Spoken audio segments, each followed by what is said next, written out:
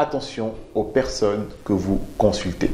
Bonjour à tous et bienvenue sur Livre Hypnose. Alors pour ceux qui ne me connaissent pas, je suis Jordan Mézance, praticien en hypnose et créateur du Livre Hypnose. Depuis maintenant plusieurs années, j'accompagne les personnes avec l'hypnose et je les aide à atteindre leur objectif en termes de mieux-être et de développement personnel. Aujourd'hui dans cette vidéo, je vais un peu faire la prolongation d'une vidéo que j'avais faite il y a quelques années, je pense.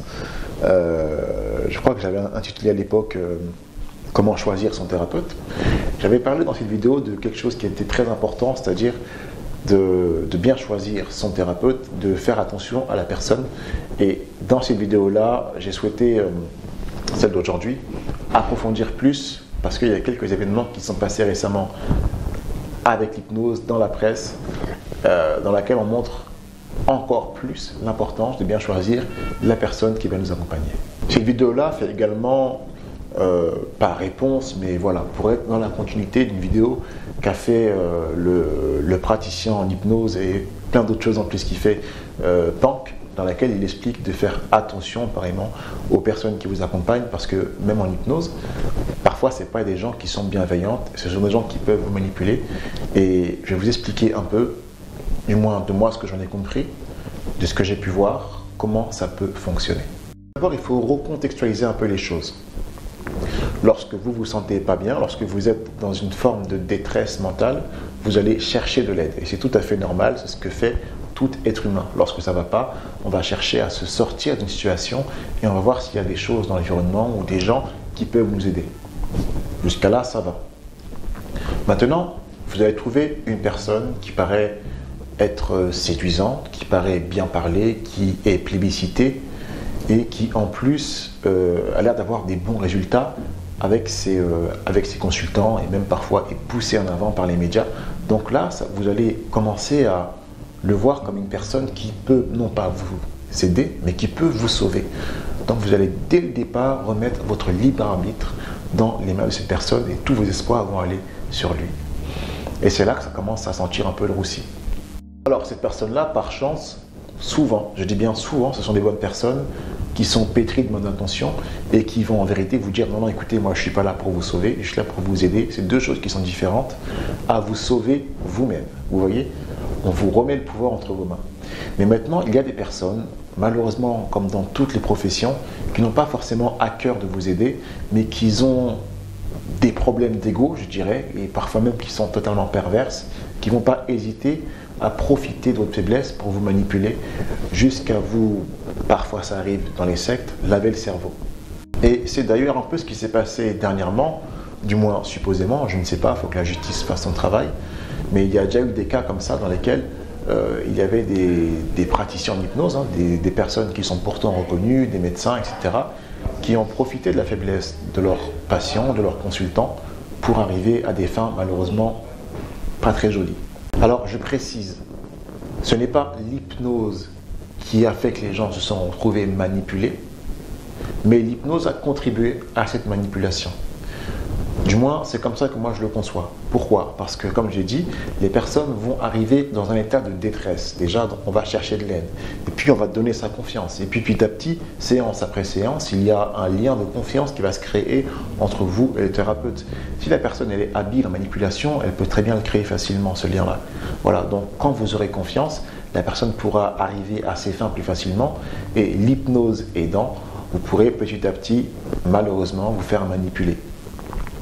C'est pourquoi je vous dis, faites très attention aux personnes que vous allez consulter en hypnose. Et même, d'une manière générale, dans toutes les choses. Vous savez, aujourd'hui, il y a beaucoup de personnes qui parlent très bien, qui donnent l'impression d'être des bonnes personnes sur YouTube, sur Internet, sur les réseaux sociaux, qu'ils ont l'impression que, voilà, on a l'impression que ce sont des saints. En plus, ils mettent derrière une petite musique toute douce, comme ça crée une bonne ambiance, et vous écoutez en disant oui, c'est vrai, il a raison, il faut que je le voie et tout et tout. Mais en vérité, derrière, ce ne sont pas des personnes qui sont forcément bonnes, qui sont juste là pour avoir soit des vues, soit de l'argent, soit, pire encore, des choses qui peuvent tirer de vous. Comment éviter maintenant ce genre de personnes? Je l'ai dit et je le répète, la première des choses, si vous souhaitez consulter un praticien en hypnose, le meilleur conseil, c'est le bouche à oreille. quelqu'un que vous connaissez a déjà consulté et valide le fait que oui, effectivement, cette personne-là pratique bien l'hypnose, n'est pas dangereuse, est bienveillante, m'a aidé à avoir tel résultat, pardon. Voilà, ça déjà, c'est une première chose. Si quelqu'un que vous connaissez, en qui vous avez vraiment confiance, vous dit que cette personne-là est une personne de confiance, sachez que vous pouvez y aller. C'est déjà une première chose. Ensuite, il y a la question de la formation. Est-ce que le professionnel que vous allez voir est bien formé pour la pratique qu'il prétend proposer? Vous le savez, aujourd'hui, en hypnose, moi je parle de ce que je connais, il y a beaucoup de formations qui se font et la loi française n'a pas encore de législation là-dessus. Donc il y a un peu un flou quelque part par rapport aux pratiques de l'hypnose. Ceci dit, il y a quand même des formations qui sont faites et voir un praticien qui a fait l'effort de se former auprès d'un institut ou d'une personne qui est déjà pratiquante d'hypnose en thérapie, ça montre déjà quelque part une forme de sérieux. Vous voyez? Et puis, bon, vous savez qu'il y a aussi maintenant sur tout ce qui est page jaune, Google Maps, bref, les avis des personnes qui ont été consultées, lisez-les, c'est très important. Comme ça, vous voyez, si une personne a dit, non, cette personne-là a eu un comportement étrange envers moi, commencez déjà à être plus méfiant par rapport à cette personne. Et je vous dis ça, moi, personnellement, les gens, je ne les touche pas, je suis à des kilomètres d'eux. En principe, mon fauteuil est là, moi je suis assis là-bas dans le coin que vous ne verrez pas. Et voilà, ça se passe comme ça. Si maintenant, vous voyez que votre praticien commence à trop s'approcher de vous, trop vous toucher à des endroits qui ne sont pas appropriés, écoutez, dites-lui simplement, non, vous ne touchez pas, basta, on arrête là. Parce que pour ce qui est de l'hypnose, il n'y a pas énormément besoin de toucher en vérité. Bien sûr, on peut toucher au niveau du poignet, de l'épaule, et pour ceux qui travaillent en magnétisme, c'est un peu différent, mais en principe, l'hypnose, il n'y a pas besoin de toucher. Autre chose également, c'est que vous pouvez vous rendre à des portes ouvertes, à des cours, à des, comment on appelle ça, des ateliers qui proposent. Moi, je propose beaucoup d'ateliers. Bon, les gens ne sont pas toujours là, ne viennent pas toujours, mais quand ils sont là, ils sont contents en général. Moi aussi, ça me permet de les rencontrer, de leur parler de ce que je fais, de leur parler de ma motivation, pourquoi je fais ce travail-là aujourd'hui et pas autre chose. Et voilà, c'est là aussi qu'on comprend, qu'on découvre la personne derrière ce qu'on peut en voir dans les vidéos ou sur le site internet. C'est très important. N'allez pas juste voir un praticien d'hypnose comme ça parce qu'il a une belle tête. Sachez d'abord qui il est, du moins un minimum, quelles sont ses motivations. Je vous répète, le bouche à oreille, c'est vraiment ce qu'il y a de mieux. Mais allez vers la personne en question avant de faire une séance. Vous savez, moi je propose un appel de 30 minutes offert pour qu'on puisse voir ensemble comment on peut travailler et est-ce que c'est possible que nous travaillions ensemble. Si lors de cet appel, je me rends compte que voilà, que vous avez une pathologie que je ne peux pas traiter parce que je ne traite pas des pathologies, je vous dis directement, écoutez, monsieur, madame un tel, je ne peux pas travailler avec vous.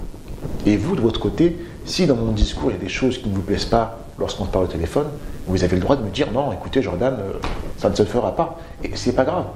C'est comme ça que ça marche. Si ça ne peut pas matcher, ça ne peut pas matcher.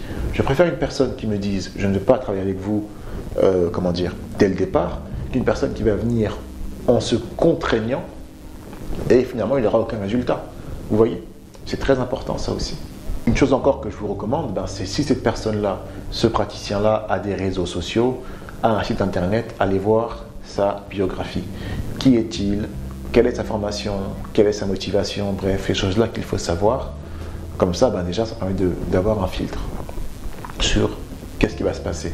Vous pouvez voir aussi quel est le déroulé de sa séance, comment ça se passe une séance d'hypnose, de sophrologie, bref, de psychologie avec lui. Comme ça vous donne déjà une bonne indication de ce à quoi vous attendre. Personnellement, vous pouvez aller sur mon site internet livrehypnose.wordpress.com. J'ai fait beaucoup de pages sur comment se déroule une séance, j'ai fait beaucoup d'articles sur mon travail. Donc je pense que là, je suis assez rodé. Et en principe, vous avez toutes les infos sur moi pour savoir si je suis pour vous le bon praticien ou pas. Voilà mes amis, même avec tout ce que je viens de vous dire, il y a encore des erreurs qui sont possibles. Donc soyez vigilants. Faites confiance quelque part à votre instinct. Si vous sentez que votre instinct, il est un peu frileux à l'idée de voir une personne quand vous le rencontrez en vrai, sortez du cabinet, dites-lui écoutez non, ça ne se fera pas. Donnez-lui son dû parce que du coup il a quand même pris une séance pour vous et partez, ce n'est pas grave. C'est parfois mieux vaut écouter son instinct et partir sans rien que de ne pas l'écouter et malheureusement avoir des bricoles par la suite. Écoutez mes amis, j'espère en tout cas que cette vidéo vous a plu, vous aidera à bien choisir votre praticien et surtout vous évitera de tomber sur des mauvaises personnes, des escrocs ou pire encore, des monstres tout simplement. Voilà mes amis, je vous remercie et puis je vous dis à très bientôt, je l'espère, sur les Hypnose.